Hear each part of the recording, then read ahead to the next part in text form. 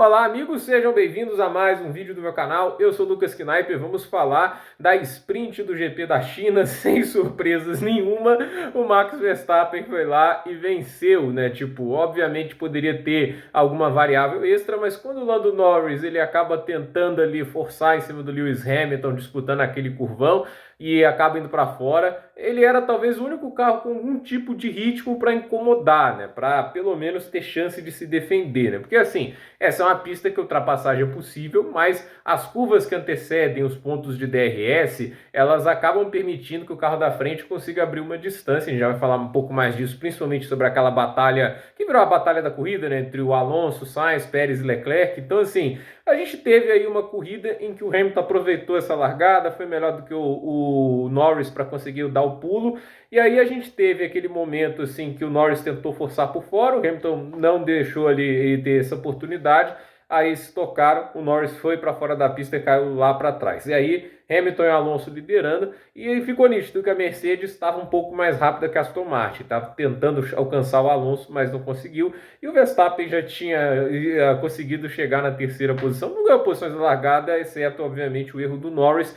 E aí ficou fácil para ele, né? Porque ele tem muito mais ritmo que o Alonso e o Hamilton, e nenhum dos dois estava assim, dando DRS um para o outro, né? Talvez se fosse o invertido, o Alonso na frente e o Hamilton em segundo, eu acredito que o Fernando Alonso talvez ia fazer essa malandragem, porque parecia que ele estava fazendo isso com o Carlos Sainz, né? Porque eu acho que ele não estava temendo tanto o Sainz naquele momento da prova, e sim o Pérez, que tem um carro melhor. Então, assim, ele fez essa tática lá com o Piastri de dar o DRS, e não à toa, né? O Sainz passava na zona de DRS dentro, e aí naquele curvão antes do retão, o Alonso abriu uns 3, 4 décimos, né? E assim, o Pérez, ele estava a 4 décimos do Sainz na maioria das vezes, o Sainz a 9 do Alonso, só que 9 décimos é o suficiente para abrir a asa, é o suficiente para abrir e tirar um pouco da vantagem, mas não para ultrapassar. 4 décimos, por exemplo, se o carro da frente não tem a asa, é o que você precisa para ultrapassar. Não aconteceu e foi uma batalha bem complicada ali para o mexicano, que no final se deu bem, mas a gente chega ali, né? O fato é que o Verstappen passa o Alonso, passa o Hamilton ainda comete um erro antes da tentativa de ultrapassagem do Max, né? E isso facilita um pouco o trabalho, mas nitidamente não tinha condições, né? Inclusive no final da prova, né? O Hamilton estava ali uns 4,6 à frente do Pérez em 2 voltas livre de tráfego, 2 voltas e meia, melhor dizendo, né? O Pérez tirou 2,2, entende? A distância estava caindo muito alta e assim, o carro da Mercedes, né?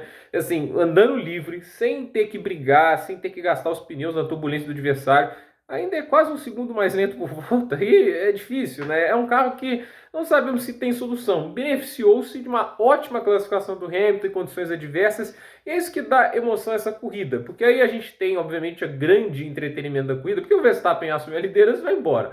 Aí o Hamilton fica em segundo, aproveita a briga do Alonso com os pilotos da Ferrari e o Pérez, e aí a gente vê o Alonso segurando muito bem, é um mestre na hora de se defender, só que tem um momento que eu acho que, assim, começa a sentir muito também o fato da Aston Martin não ser um carro melhor do que a Ferrari, e assim, o Sainz ele começou a se aproximar mais ali a partir da primeira curva, que é um curvão. Esse circuito de Xangai, antes do retão, tem aquela curva meio assim circular, e lá na primeira curva, assim, ele é mais do que circular, né? Tipo, ele é uma junção de curvas bem que esterçam bastante o volante, mudanças de direção bem agressiva. E aí chega um momento que o Sainz saiu muito próximo do Alonso e ele tentou mergulho por fora, fez aquele X ali para tentar sair mais forte, e os dois dividiram lado a lado da sequência, e aí o Sainz faz a ultrapassagem, e aí antes daquela chicane, o Alonso mergulha por dentro para fazer a ultrapassagem. E aí o que acontece? O Pérez foi inteligente e passou os dois, né? Porque como o Alonso espalhou, surgiu ali a janela por dentro, ele foi lá e passou. E assim, o Sérgio Pérez nessa corrida, muita gente vai criticá-lo porque realmente demorou muito para passar, mas não tinha muito o que fazer, né? Tipo, ele estava no trem do DRS, né? É complicado gerenciar isso. Eu acho que assim, talvez a crítica se o Verstappen está ali, será que ele não conseguiria passar antes? Provavelmente sim. Eu acho que o estilo do pilotagem do Verstappen prioriza muito a saída de curva. O Pérez é um cara que é uma pilotagem mais tradicional, ele tende a atacar mais a entrada, por isso você vê normalmente que quando ele está atacando alguém, a distância cai muito na entrada de curva e às vezes sobe na saída, né? E nesse caso aí, nesses casos de efeito solo, você precisa mais dessa questão da saída de curva, porque assim, quando era o carro anterior ao efeito solo, aqueles carros geravam um vácuo enorme, fazia até sentido você atacar a entrada de curva, por quê? Porque você ficava mais próximo no momento e você já era puxado pelo vácuo. Esses carros não geram vácuo, então assim, esses carros se geram muito pouco, né? Você tem que estar muito próximo para aproveitar qualquer tipo de vácuo. Então assim, a saída de curva, a velocidade que você consegue sair, ela vai ditar muito isso. E como você vê ali no DRS, mesmo que o Pérez estivesse a 4 décimos do Sainz, e o Sainz a 9 do Alonso, teoricamente ele vai estar com um super vácuo, mas não tira nada, porque esses carros de efeito solo, eles resolvem um problema que é seguir o carro da frente com mais proximidade, criando outro que é acabar com o vácuo e deixar as ultrapassagens dependentes do DRS. E assim, o Pérez passou, o Sainz e o Alonso ficaram brigando ali, o Alonso pelo jeito ficou sem pneus ali, né? O carro não estava aguentando mais, né? E assim, começou a briga do Leclerc com o Sainz, o Alonso, pelo visto, furou o pneu, não à toa, e depois ele foi abandonar, né? Inclusive, há de se dizer, o Alonso tem sido fonte de entretenimento dessa temporada, né?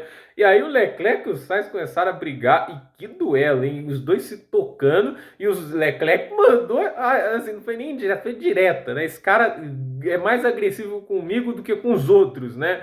E aí a gente viu ali a ultrapassagem, o Leclerc foi bem, inclusive, na ultrapassagem em cima do Sainz, né? Ele conseguiu, fez um mergulho por dentro, e assim, foi uma corrida das coisas que o Sainz fez até agora, essa foi a mais fraca, né? Porque ele não conseguiu se aproximar do Alonso o suficiente para fazer uma ultrapassagem nas zonas de DRS, teve que arriscar em um ponto mais complicado da pista, e aí no final, quando foi arriscar, deixou a janela aberta ali para que o Alonso conseguisse tentar dar o troco, entende? Ele já achou que tinha ganhado a posição, estava muito próximo naquele momento, ele obviamente tinha que prever que o Alonso ia mergulhar por dentro. E aí, quando ele mergulha, o que acontece? Vai o Pérez e passa, e dificilmente ele iria alcançar o Pérez. Não, nem tem ritmo no final da prova. O Leclerc está bem mais rápido do que o Sainz. Inclusive, o Leclerc começa até, quando passa o Sainz, a andar um pouquinho mais rápido que o Pérez, mas depois aí já mostra a diferença de carro, né? Que chegou a cortar para 1,5, só que na última volta o Pérez chegou a abrir acho que 7 décimos para o Charles Leclerc, né? E assim, vence Verstappen, Hamilton em segundo, boa corrida, mas a distância é grande, é 13 segundos, né? O Pérez chega em terceiro, Leclerc em quarto, Sainz em quinto,